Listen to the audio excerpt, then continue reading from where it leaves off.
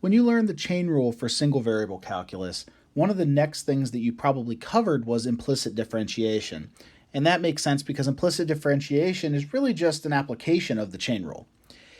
And what we're going to do now is that since we have the chain rule for partial derivatives, and all the generality that we might ever need, we can actually return to the implicit differentiation problems in a single variable setting, and think of those as functions of two or more variables, and use partial derivatives in the chain rule to do this.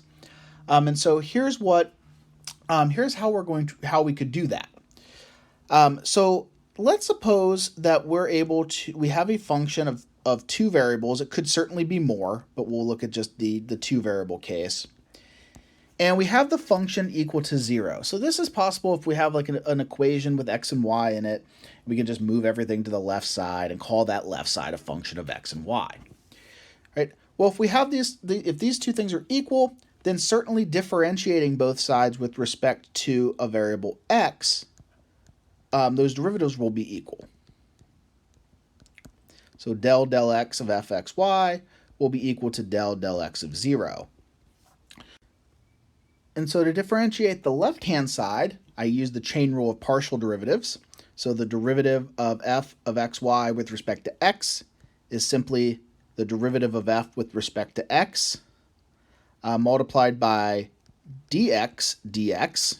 All right, now that seems stupid, but it is what it ends up being. We're writing x as a function of x, plus del f del y times dy dx. And of course, the derivative of 0 with respect to any variable will be 0. Right? So if we analyze this a little bit, we see that the derivative of x with respect to x is just equal to 1. Right? If I have the function x and I want to differentiate it with x being the variable, that derivative is going to be 1. And dy dx is the goal for an implicit differentiation problem if I have this implicit function of y and x. And so we're going to solve this equation for dy dx. Right? And so we'll subtract that over. So we're going to have del f del y times dy dx is going to equal negative del f del x. Right?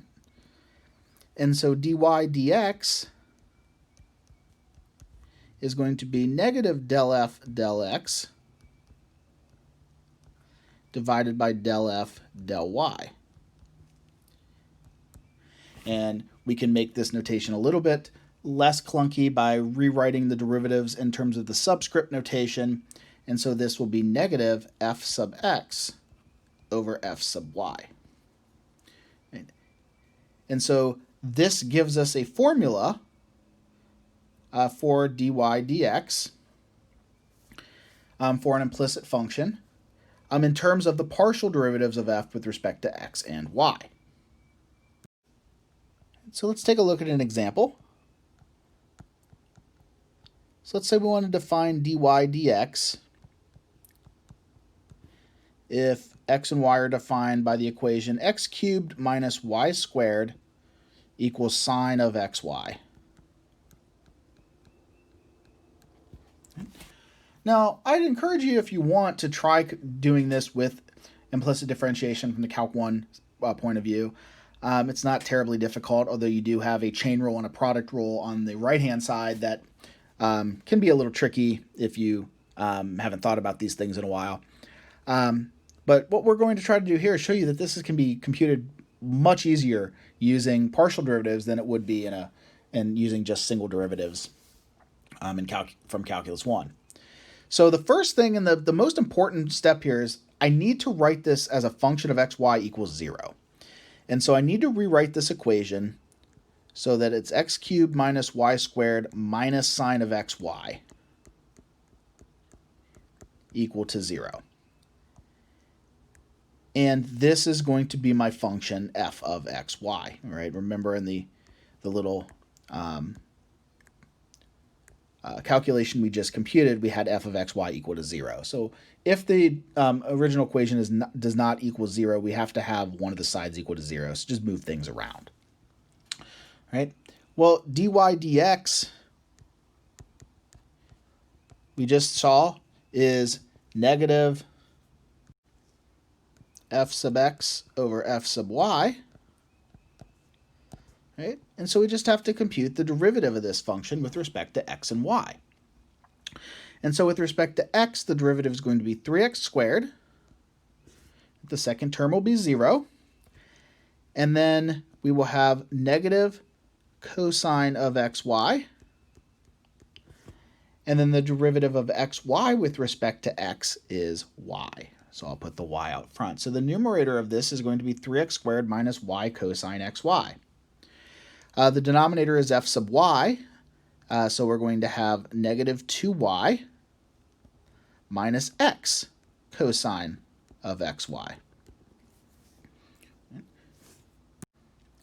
And if you wanted to, if you didn't want the negative out front, notice that both terms in the denominator are negative. So we can distribute that negative sign through the denominator. And we get 3x squared minus y cosine xy over 2y plus x cosine of xy. Okay. And so I don't know that you'll appreciate this approach unless you go and do it using the Calculus 1 approach. And in particular, there are other examples like this where finding partial derivatives are much quicker than doing all of the algebra required for many implicit differentiation problems. Another nice feature of this is that it extends to 3 variables in sort of an obvious way. Right? So what I mean by that, and we're not going to go through the whole calculation, but if f of xyz is equal to 0, so if I can write the equation in this particular form, so if this equation defines a function z implicitly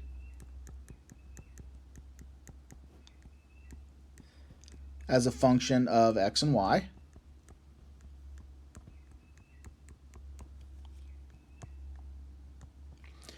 then del z del x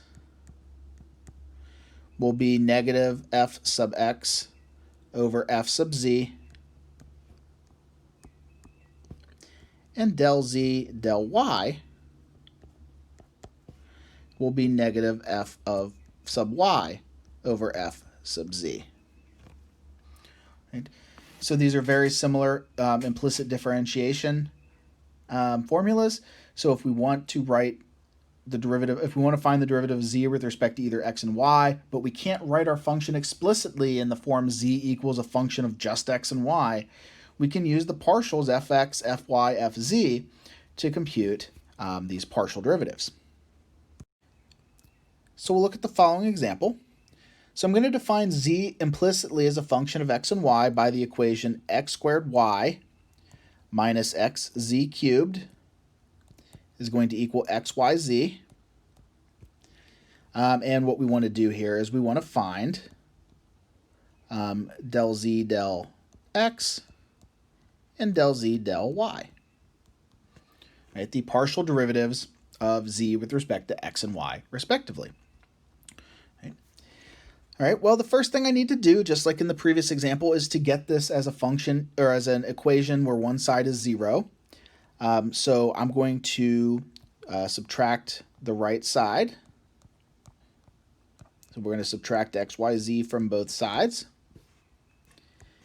And now the left side of this equation will be my function f of xyz.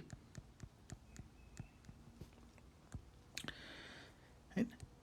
So del z del w, or sorry, del z del x is going to be negative f sub x over f sub z, so the derivatives of f in terms of x and z, respectively. And this is quite easy to compute. So the derivative of f with respect to x is going to be 2xy minus z cubed minus yz. And the derivative of f with respect to z will be negative 3xz squared minus xy. Right, the other derivative, del z del y, this is negative f sub y over f sub z.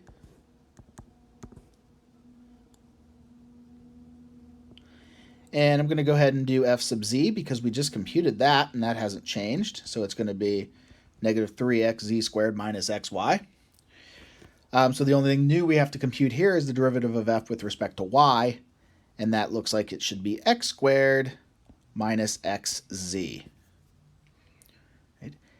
And so finding these derivatives using this, using these implicit differentiation formulas that you're taking the in this case, either f sub x or f sub y, dividing it by f sub z, and then taking the negative of that, this actually is a very efficient way of computing these particular derivatives in these cases.